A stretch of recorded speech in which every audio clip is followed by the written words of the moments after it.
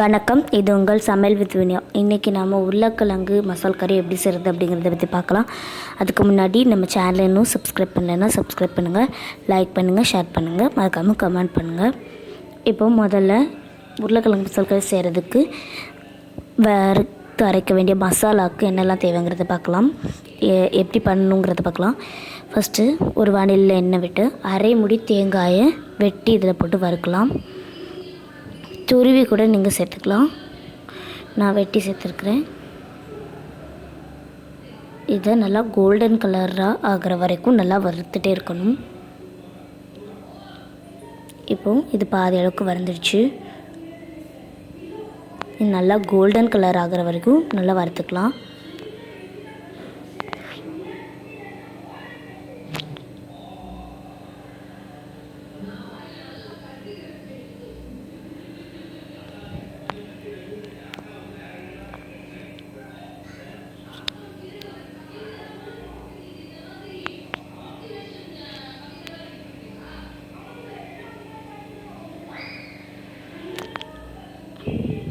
இப்போ ஓரளவுக்கு வறுந்துடுச்சு. இன்னும் கொஞ்சம் நேரம் வறுத்து இப்போ பாருங்கள், நான் அதை ஃபுல்லாக வறுத்து எடுத்துட்டேன். நல்லா வறுந்துடுச்சு. இதில் நான் 4 டீஸ்பூன் அளவுக்கு மல்லித்தூள், தனியாத்தூள் சேர்த்துக்கிறேன்.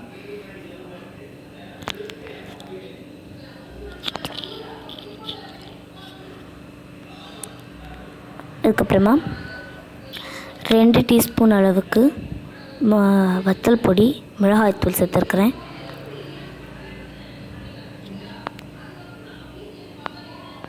அதை சேர்த்து நல்லா வறுக்கணும். இதில் முக்கியமான விஷயமே தீயலுக்கு வறுக்கிற மாதிரி நல்லா வறுக்கணும்.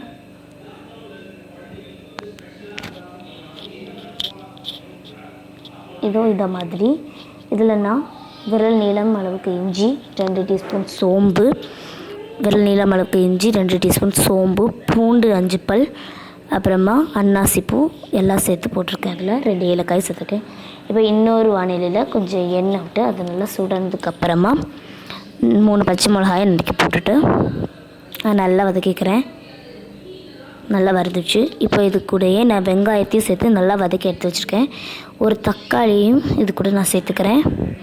வெங்காயமும் ஒரு பெரிய வெங்காயம் தான் வெட்டி போட்டிருக்கேன். நான் ஒரு தக்காளி சேர்த்துக்கிறேன்.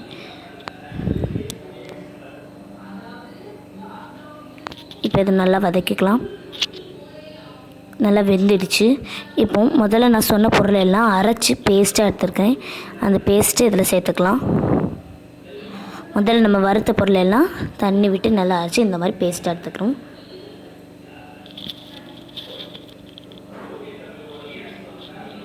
இப்போது இதை நல்லா கிளறிட்டு 2 கப் அளவுக்கு தண்ணி சேர்த்துக்கிறேன்.